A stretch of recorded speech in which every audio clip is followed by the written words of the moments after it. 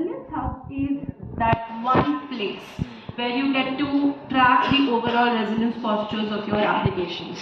Now, what is an application? Anything which basically say an EC2 instance and an RDS instance which together serve your web application. This very well can constitute as an application, right? So Resilience Hub basically is a central place where you can define, validate and track your overall resilience posture.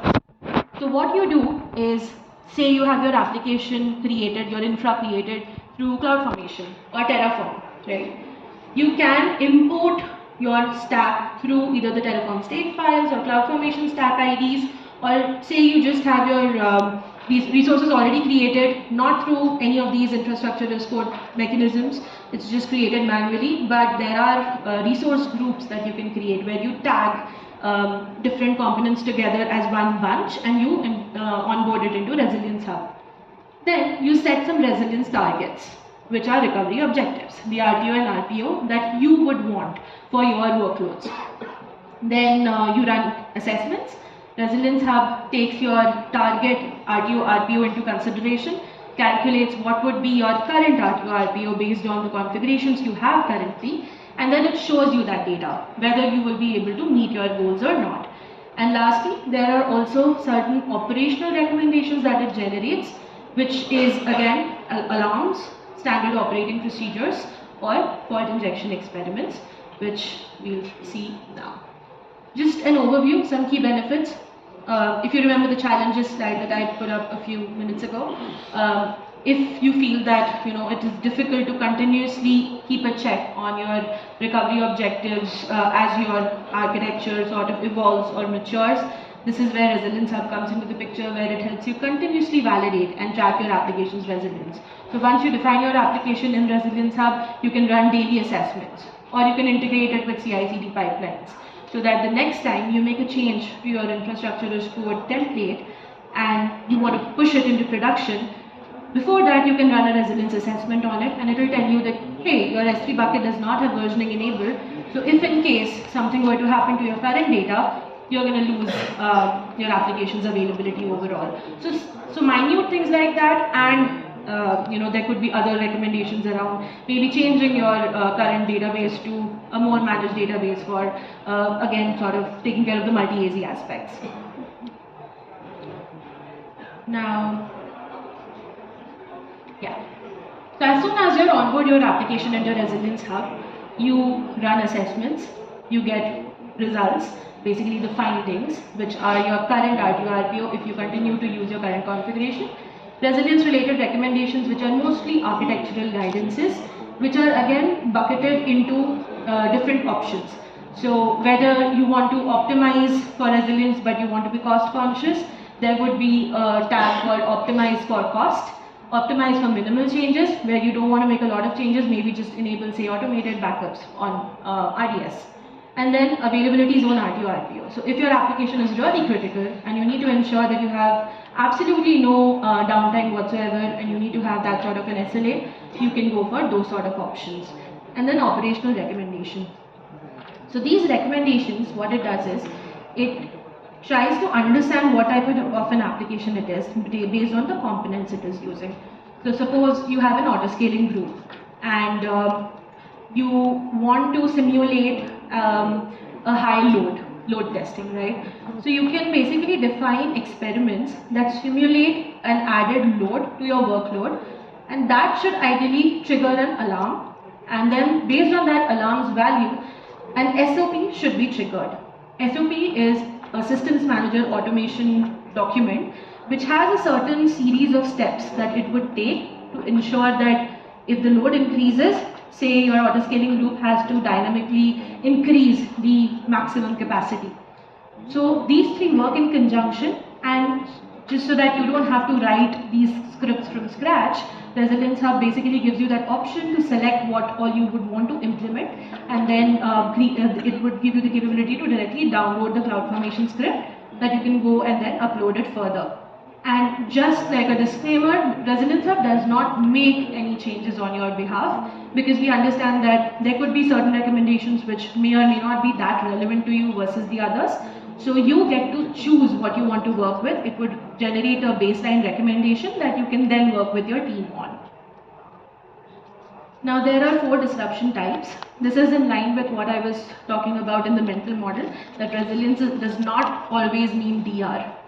So there could be application level disruptions where suppose your data got deleted or corrupted, or you had a deployment done which sort of went rogue, right? And you don't have a mechanism to roll it back. Those sort of outages are usually application level outages. Infrastructure is when one or more of your components have some local error, like an EC2 instance not working properly, it is failing a status check, right? So usually these type of disruptions are overcome by either a simple reboot or a reload or something like that. And then availability zone and region is definitely, these are the DR sort of categories, right, which are bigger failures.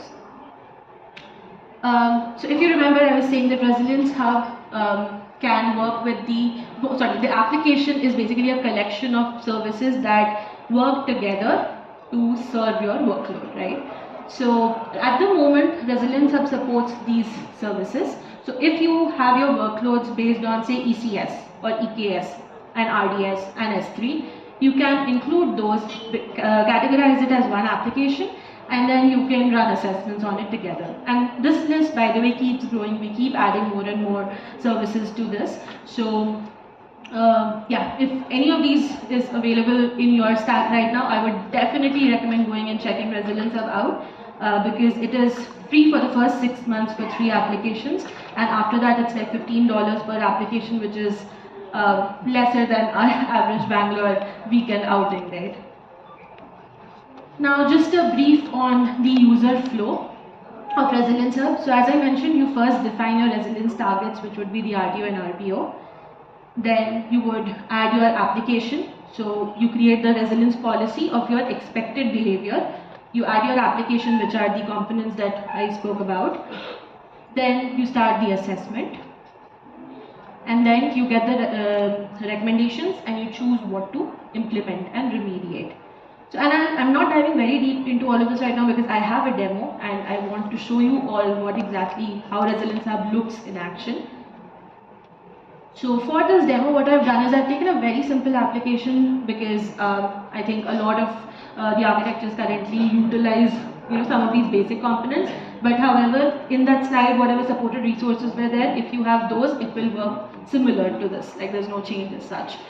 So if you see, there is an application load balancer that fronts the simple web application that we have. We have one NAT gateway, a single availability zone.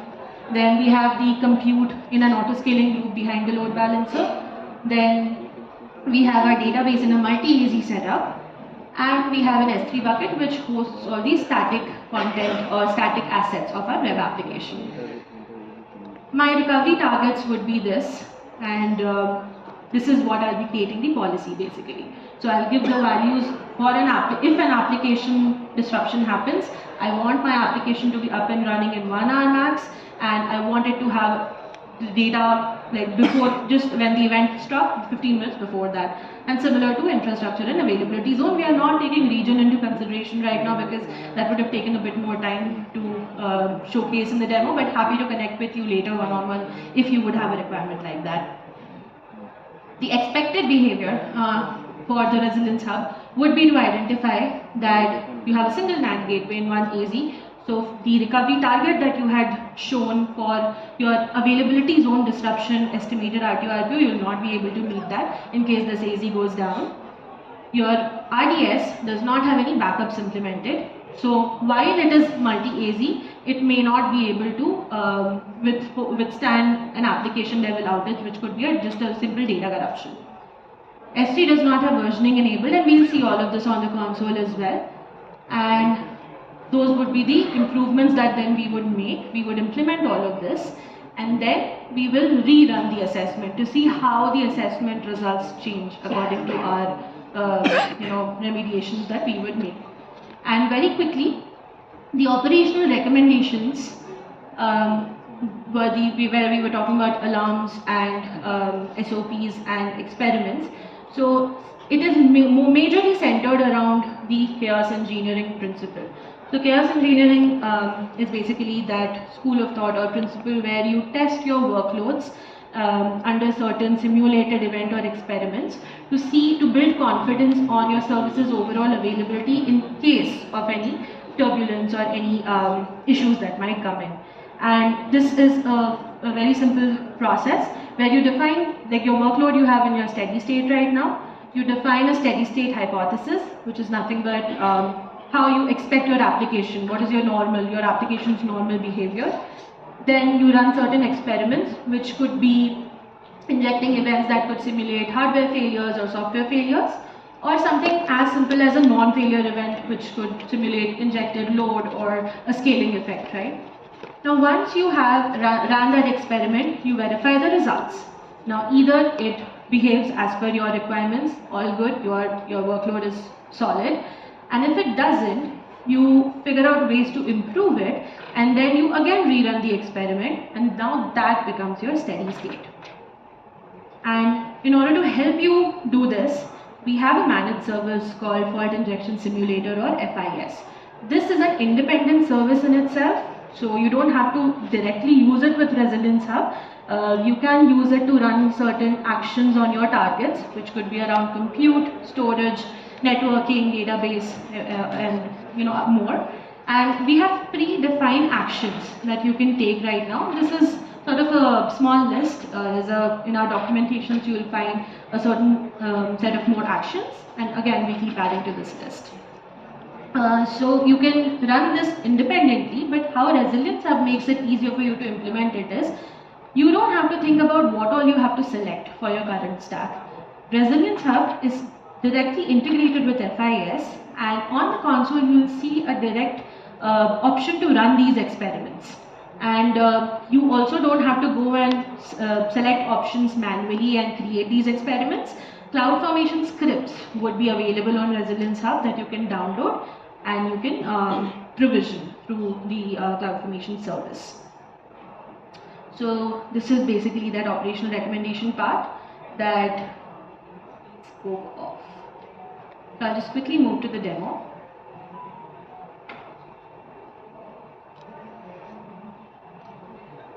Okay. So what we'll do is, since we spoke about our web architecture, I'll just quickly show you. I've already implemented that. I've already created a simple web application in one of my AWS accounts, and let's go and have a look at how does it look. And I've used CloudFormation Stack, so that would be our method of onboarding it into Resilience Hub.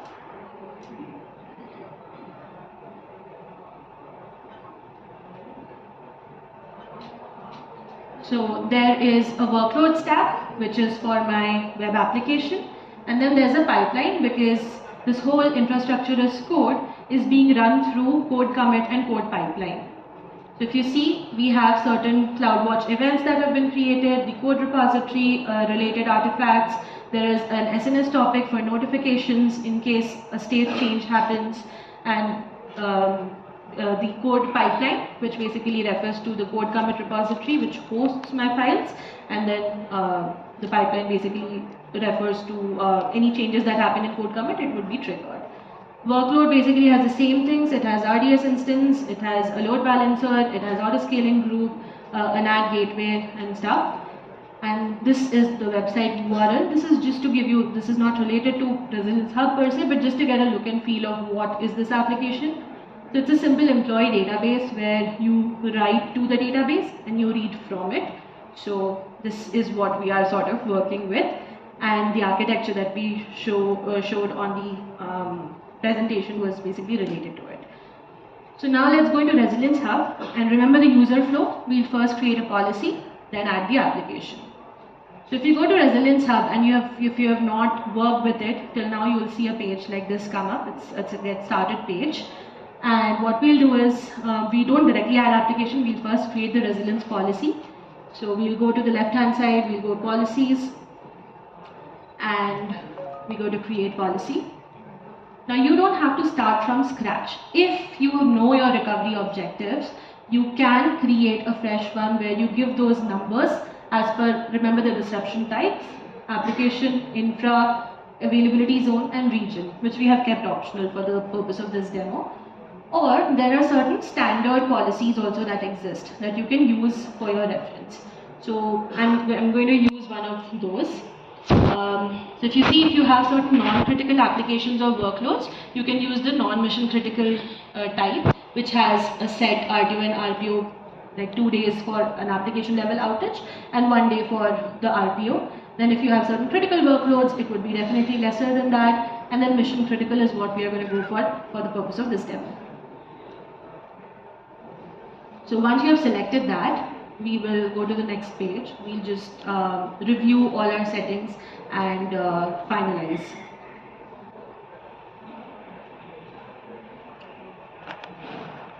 So this is the summary. We are going with 1 hour RTO and 15 minutes RPO for application outage and 5 minutes for each for your cloud infra, which is again a very, I would say, a very mission critical numbers, right? Now we add the application. So if you remember, this is the ARH workload stack that you saw in CloudFormation that we had created.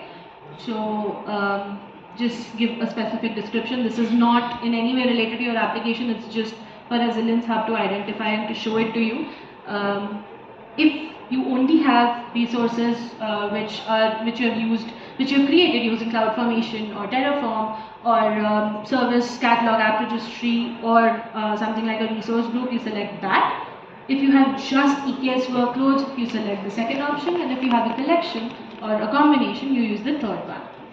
For this demo, since it's just one CloudFormation stack, we select the first option, we give the stack ID, and don't worry, there's a whole workshop on this that I'll share the link of. So to fit this into this time frame, I've sort of accelerated the steps a bit, but you'll get the full access, and step by step every explanation is also mentioned very beautifully in that demo. Now in that workshop. So in this, you have that option to run the assessment daily, so that without you having to manually trigger it, Resilience Hub would run the assessment on your stack every day to see where do you currently stand. We can enable it for production workloads, but for any other workloads, it's fine. You can run it either manually or you can integrate it through CI/CD, so that only when you make a change, it sort of works. Now when we move to the next step, what it is doing is, it is taking that stack ID, it is going through the resources that are existing in that stack, and it will list it here for your reference. So if you see here, in that workload stack, we had a load balancer, an auto-scaling group, a few S3 buckets, a database instance, and one NAT gateway. It is listed it over here. All of these right now are supported by Resilience Hub, hence the status of accessible, the resource type that Resilience Hub has identified, and the source name, which is our CloudFormation stack ID. Now sometimes it may so happen that in a stack we have certain resources which are not directly adding any value to our application. Maybe it's just for, just an additional thing that you had created for a use, that you'll use later, that you don't want to include in your assessment. So you just select that and click on exclude resource, so that Resilience Hub will not be assessing that particular item. Then we move to the next step. We attach the policy that we created in the first step to this workload, and then we'll just review all the settings and we'll publish this application. So publishing the application means that now Resilience Hub has access to be able to reach out and see the configurations of those resource sets and do those calculations on a per service level.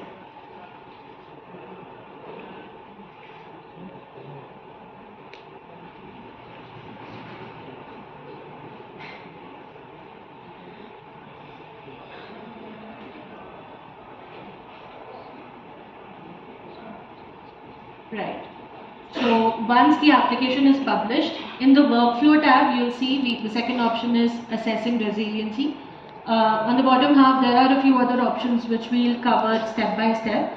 So right now we are going to focus on the assess resiliency piece, where you will just provide a certain name for that assessment report.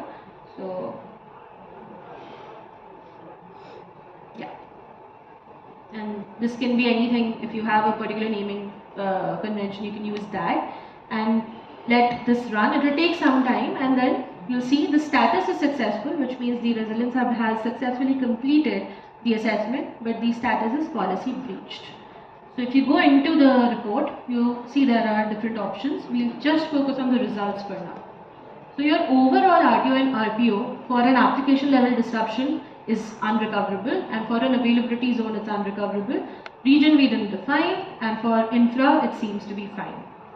You have a deep dive that you can do on this data as well per component basis.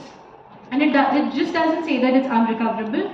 If you click on that particular warning, right, it will also show you why has it flagged it and why does it think that it's unrecoverable. So in this case, the S3 bucket, if you remember, did not have versioning enabled and also was not part of any backup schedules.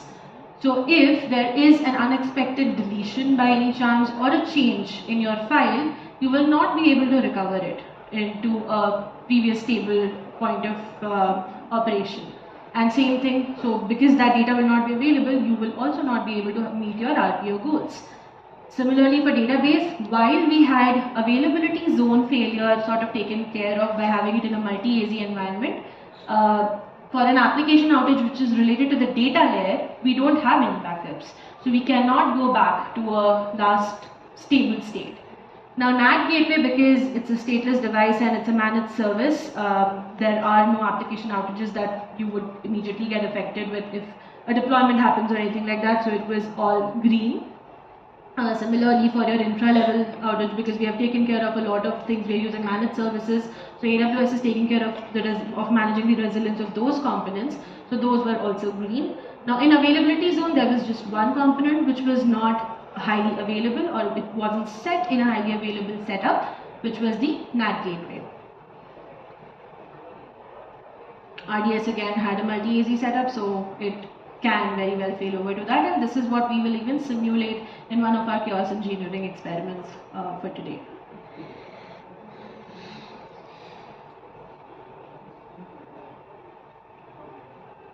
So once you have seen all of this, you also have access to the resiliency recommendations.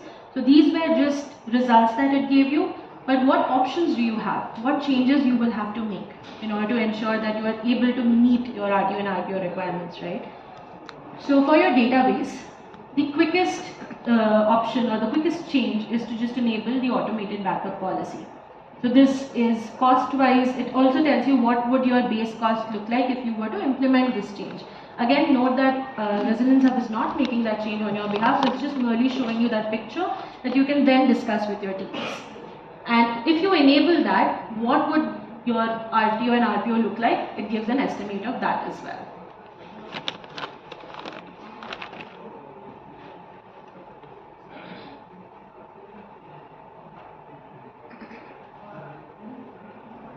And then the option 2, where if you want to even if you want to make it even better for your availability zone related RTO, you can switch to Aurora with RDS backtracking.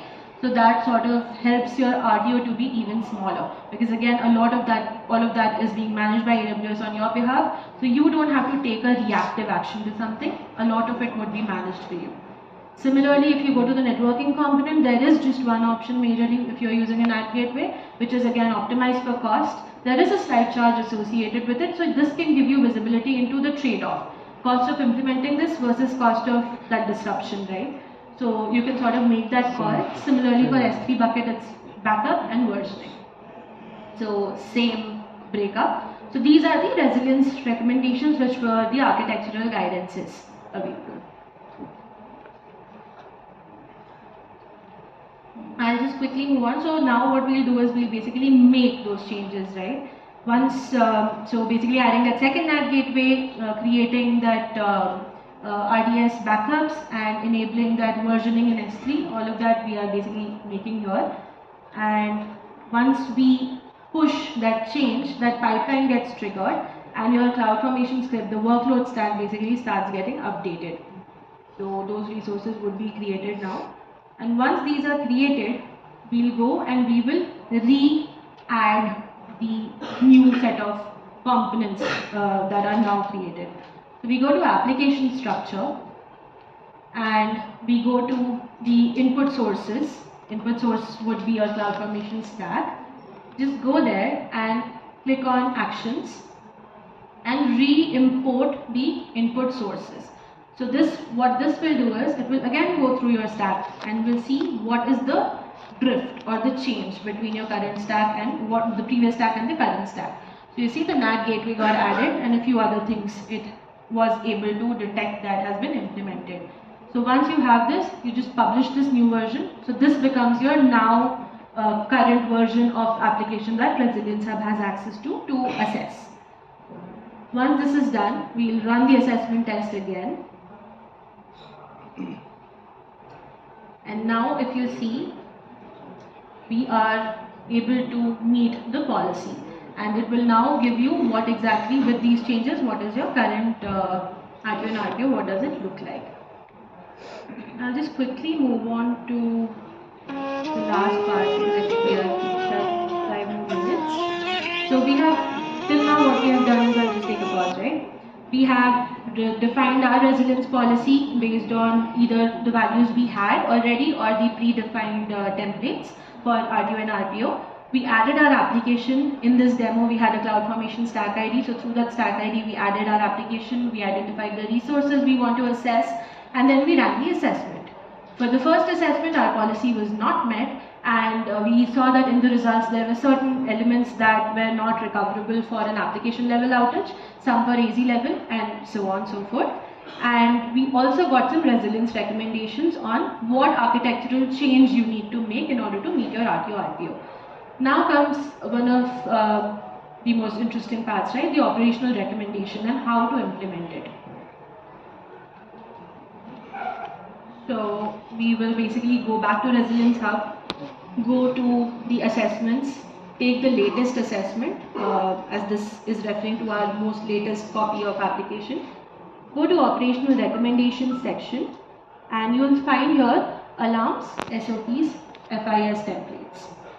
These alarms are available to you to go through to understand. For example, if you see there is a high memory alarm that exists, right? There's a very nice description so you get an idea, and there are some alarms which would need certain additional configurations to be done.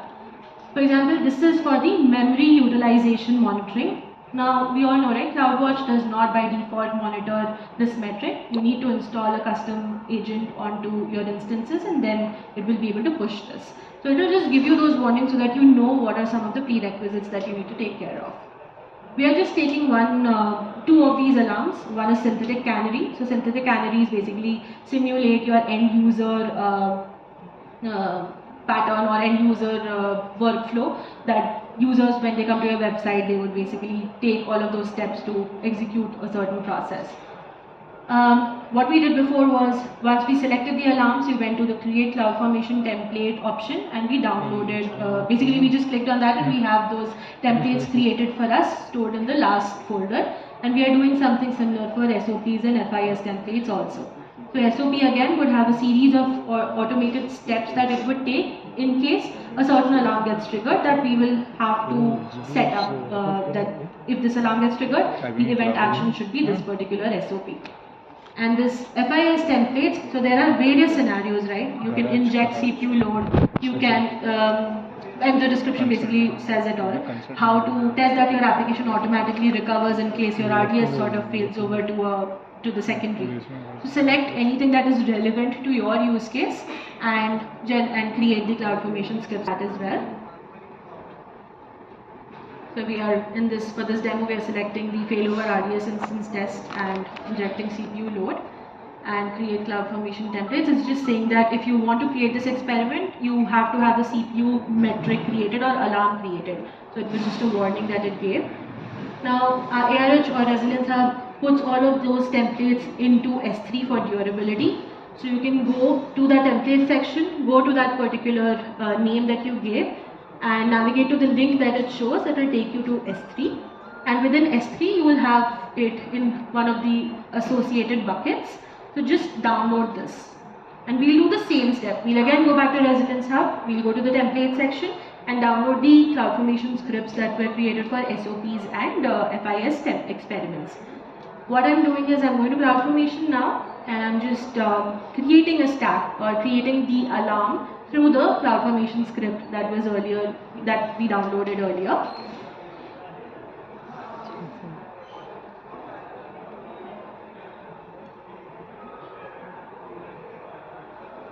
Now these things, I know I'm populating it because I had those ready with me, but I'll share the workshop document link also in just another 2 minutes, and you will see how exactly did we obtain these. So all of these parameters are obtained from the previous tags that we have created, right? So this is that alarm that would basically monitor your CPU utilization metric and trigger it after it passes a threshold, and that through FIS experiment we'll trigger that for that alarm value to become of the range that is not permissible, and that should ideally trigger your SOP document that we'll have in SSM, which would automatically increase your autoscaling group's maximum capacity. This is how do you run those experiments. So you go back to your application, you go to the workflow part, you click on run experiments, and it gives you the 2 templates that we created through CloudFormation. So let's try out the RDS failover, right? So in this case, what will happen in the backend is your primary RDS instance would be rebooted, which would basically simulate that it is not available for serving traffic, and by default it should move to your secondary copy in the different AZ, and this should not affect your application's availability overall for your end users, and that we will check through the synthetic canary in CloudWatch that we have created. So we are just going into the database to confirm that this failover has happened. So we'll go to the logs and we'll check that out. You see here, it was the multi-AZ instance failover had started, and the failover of the DB instance has been completed. And if you go back to the experiments tab, you'll see that the experiment is also now done. So we are good to go to CloudWatch console and check the canary's response. So we'll just go to the last 1 hour period over here, and either there would be no failures that you will see, or if there was a failure, you have to observe that whether when you brought it back up, whether that time period was under your defined RTO and RPO or not. So yeah, that's all I had for the demo. I'll just quickly show you some of the links. You can either scan it, or we can also share it with you. Like, I'll be outside if you want to discuss anything further. I can would love to understand.